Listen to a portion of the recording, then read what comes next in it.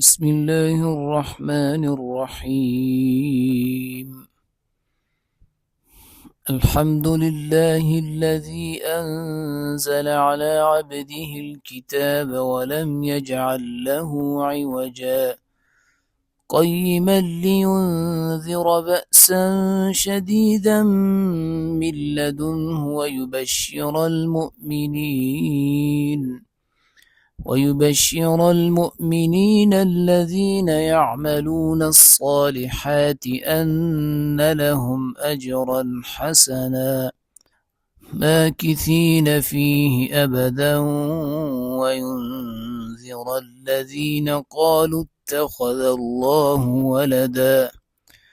ما لهم به من علم ولا لآبائهم كبرت كلمة تخرج من أفواههم إن يقولون إلا كذبا فلعلك باخع نفسك على آثارهم إن لم يؤمنوا بهذا الحديث أسفا إنا جعلنا ما على الأرض زينة لها لنبلوهم أيهم أحسن عملا وإنا لجاعلون ما عليها صعيدا جرزا أم حسبت أن أصحاب الكهف والرقيم كانوا من آياتنا عجبا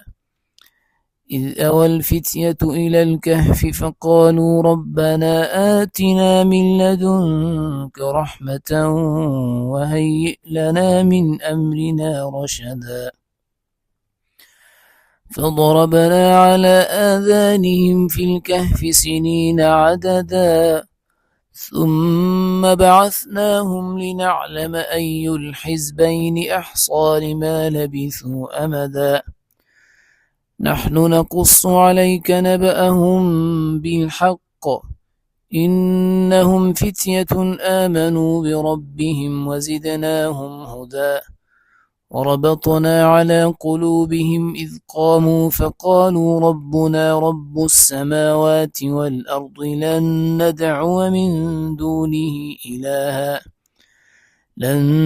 ندعو من دونه إلها لقد قلنا إذا شططا هؤلاء قومنا اتخذوا من دونه آلهة لولا يأتون عليهم بسلطان بين فمن أظلم ممن افترى على الله كذبا وإذ اعتزلتموهم وما يعبدون إلا الله فأووا إلى الكهف ينشر لكم ربكم من رحمته ويهيئ لكم من أمركم مرفقا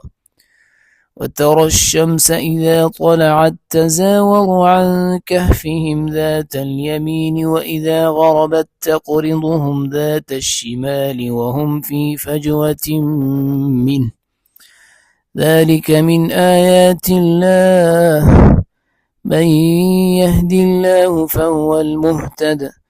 ومن يضلل فلن تجد له وليا مرشدا وتحسبهم أيقاظا وهم رقود ونقلبهم ذات اليمين وذات الشمال وكلبهم باسق ذراعيه بالوصيد لو اطلعت عليهم لوليت منهم فرارا ولملئت منهم رعبا وكذلك بعثناهم ليتساءلوا بينهم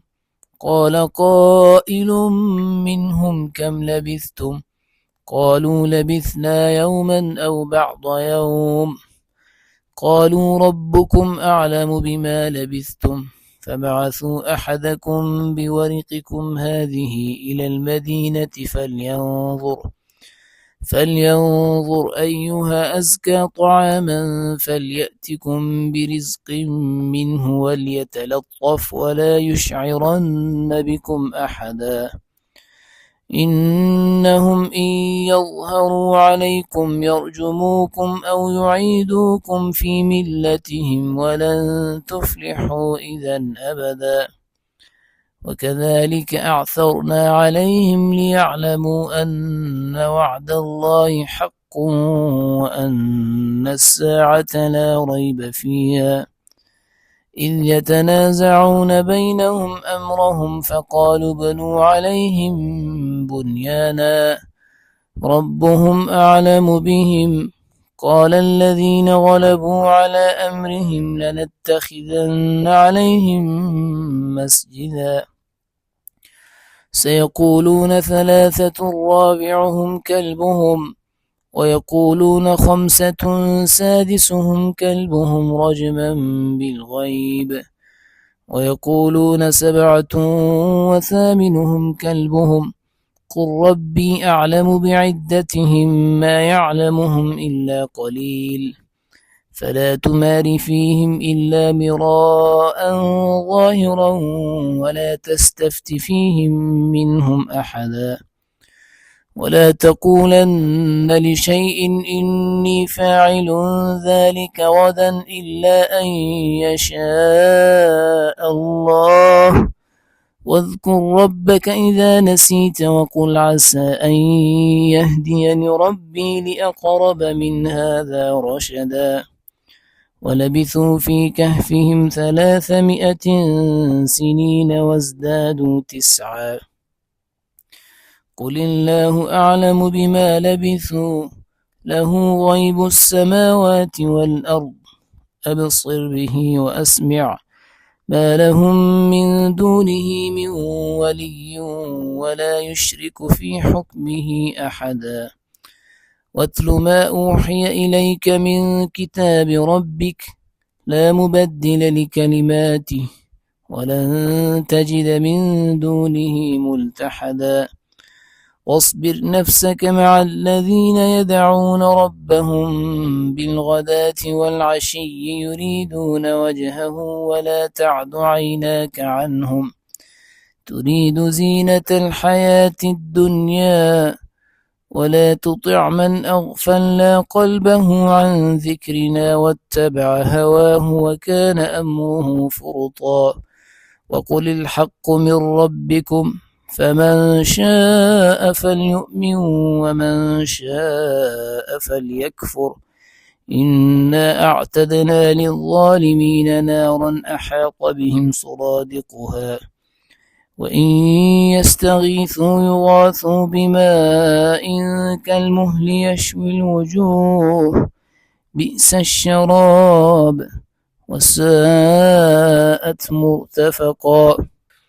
إن الذين آمنوا وعملوا الصالحات إنا لا نضيع أجر من أحسن عملا أولئك لهم جنات عدن تجري من تحتهم الأنهار يحلون فيها من أساور من ذهب ويلبسون ثيابا خضرا من سندس واستبرق متكئين فيها على الأرائك نعم الثواب وحسنت مرتفقا. واضرب لهم مثل الرجلين جعلنا لأحدهما جنتين من أعناب وحففناهما بنخل وجعلنا بينهما زرعا كلتا الجنتين آتت أكلها ولم تظلم منه شيئا وفجرنا خلالهما نهرا وكان له ثمر فقال لصاحبه وهو يحاوره أنا أكثر منك مالا وأعز نفرا ودخل جنته وهو ظالم لنفسه قال ما أظن أن تبيد هذه أبدا وما أظن الساعة قائمة ولئن رددت ولئن رددت إلى ربي لأجدن خيرا منها منقلبا. قال له صاحبه وهو يحاوره أكفرت بالذي خلقك من تراب ثم من نطفة ثم سواك رجلا لكن هو الله ربي ولا أشرك بربي أحدا. ولولا إذ دخلت جنتك قلت ما شاء الله لا قوة إلا بالله إن ترني أنا أقل منك مالا وولدا فعسى ربي أن يؤتيني خيرا من جنتك ويرسل عليها حسبانا من السماء فتصبح صعيدا زلقا أو يصبح ماؤها غورا فلن تستطيع له طلبا. وأحيط بثمره فأصبح يقلب كفيه على ما أنفق فيها وهي خاوية على عروشها ويقول يا ليتني لم أشرك بربي أحدا. ولم تكن له فئة ينصرونه من دون الله وما كان منتصرا. هنالك الولاية لله الحق هو خير ثوابا وخير عقبا. واضرب لهم مثل الحياة الدنيا كماء إن أنزلناه من السماء فاختلط به نبات الأرض فأصبح هشيما تذروه الرياح وكان الله على كل شيء مقتدرا. المال والبنون زينة الحياة الدنيا والباقيات الصالحات خير عند ربك ثوابا وخير أملا. ويوم نسير الجبال وترى الأرض بارزة وحشرناهم فلم نغادر منهم أحدا وعرضوا على ربك صفا لقد جئتمونا كما خلقناكم أول مرة بل زعمتم أن لن نجعل لكم موعدا. ووضع الكتاب فترى المجرمين مشفقين مما فيه ويقولون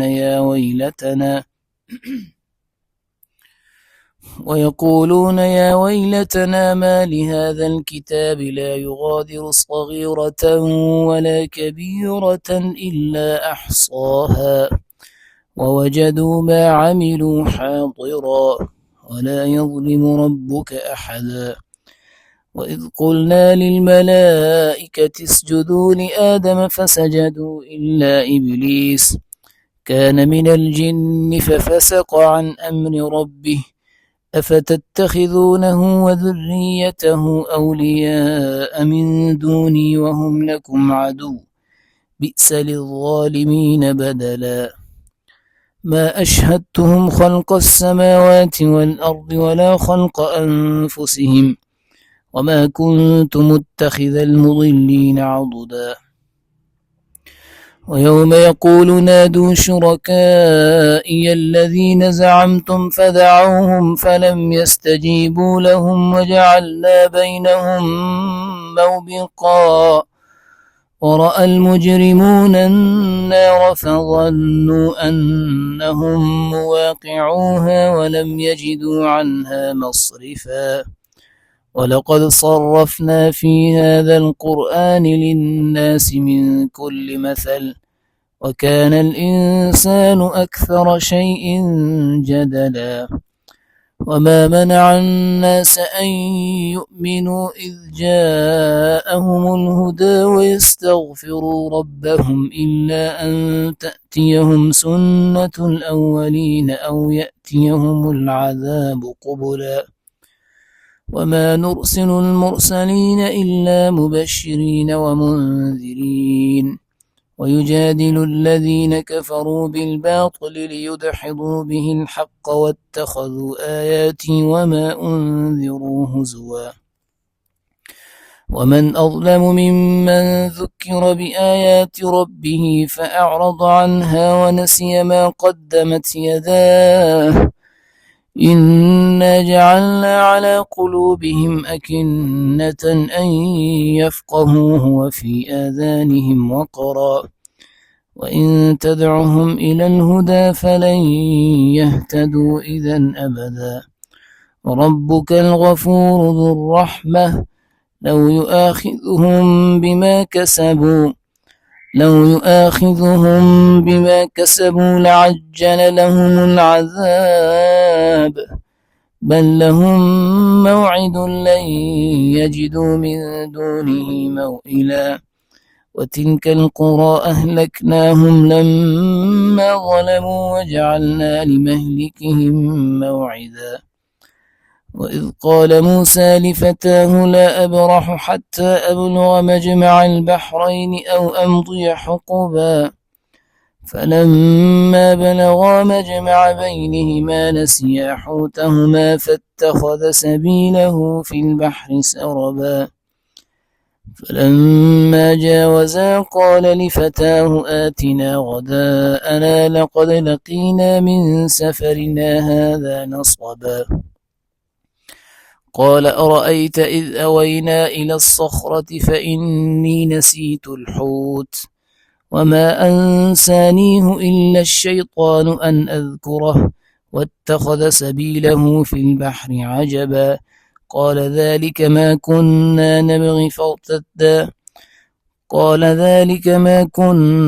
نبغي فارتدا على آثارهما قصصا فوجدا عبدا من عبادنا آتيناه رحمة من عندنا وعلمناه من لدنا علما قال له موسى هل أتبعك على أن تعلمني مما علمت رشدا قال إنك لن تستطيع معي صبرا وكيف تصبر على ما لم تحط به خبرا قال ستجدني إن شاء الله صابرا ولا أعصي لك أمرا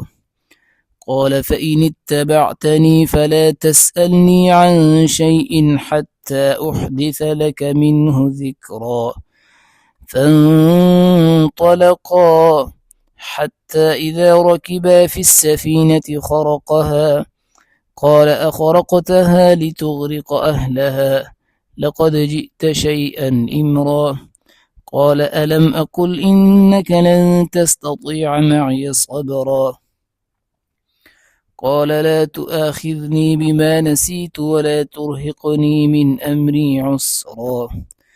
فانطلقا حتى إذا لقيا غلاما فقتله قال أقتلت نفسا زكية بغير نفس لقد جئت شيئا نكرا قال ألم أقل لك إنك لن تستطيع معي صبرا قال إن سألتك عن شيء بعدها فلا تصاحبني قد بلغت من لدني عذرا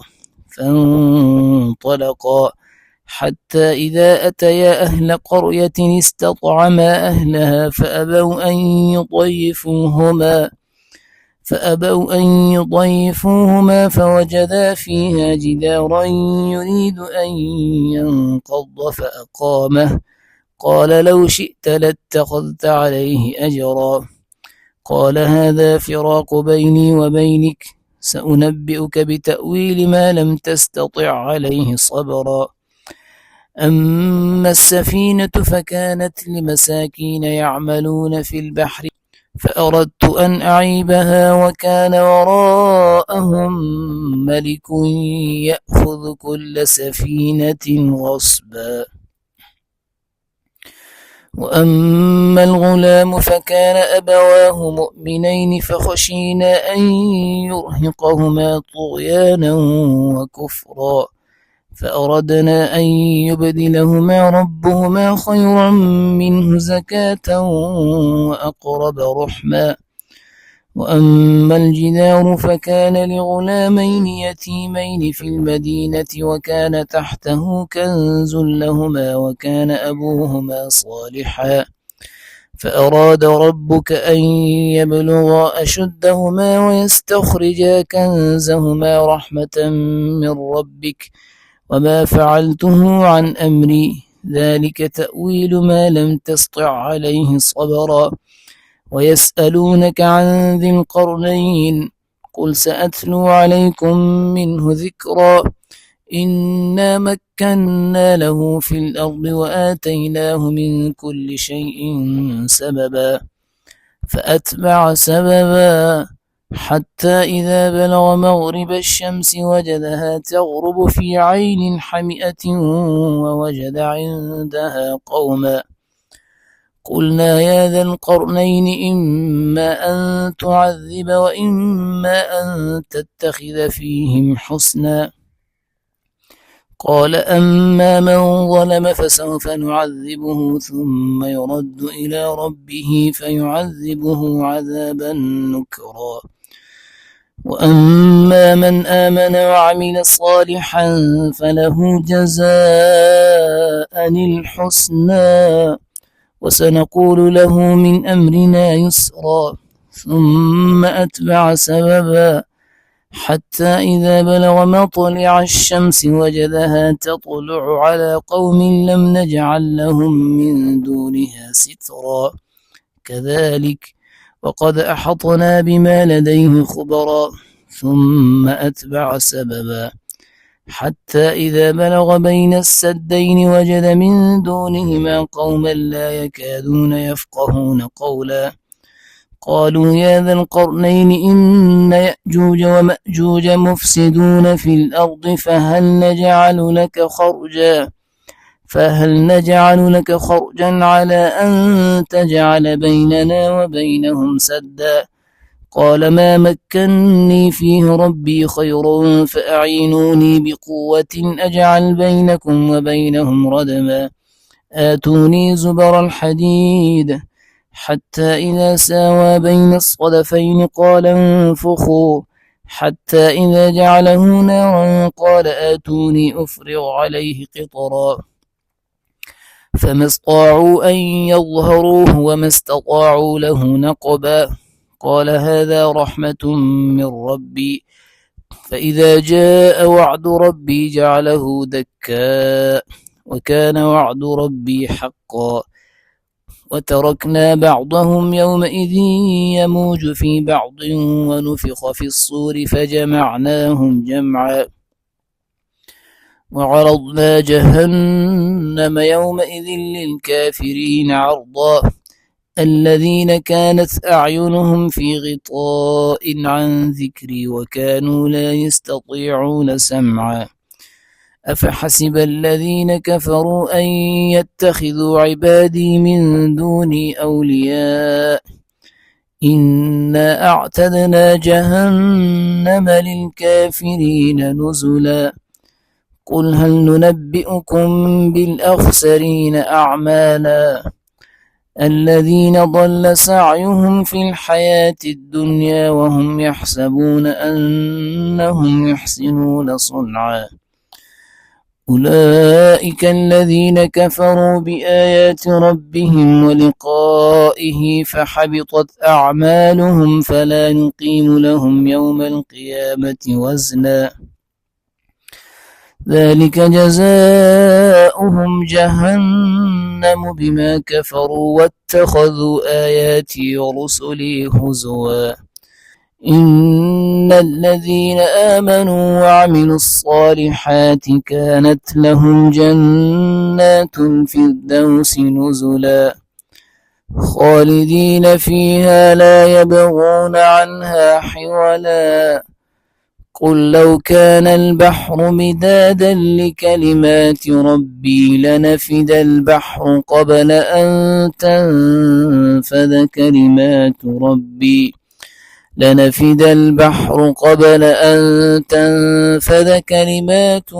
ربي ولو جئنا بمثله مددا قل إنما أنا بشر مثلكم يوحى إلي أنما إلهكم إله واحد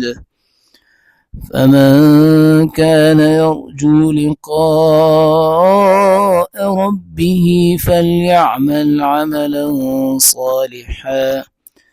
فليعمل عملا صالحا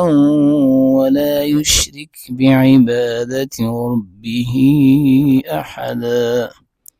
صدق الله العظيم.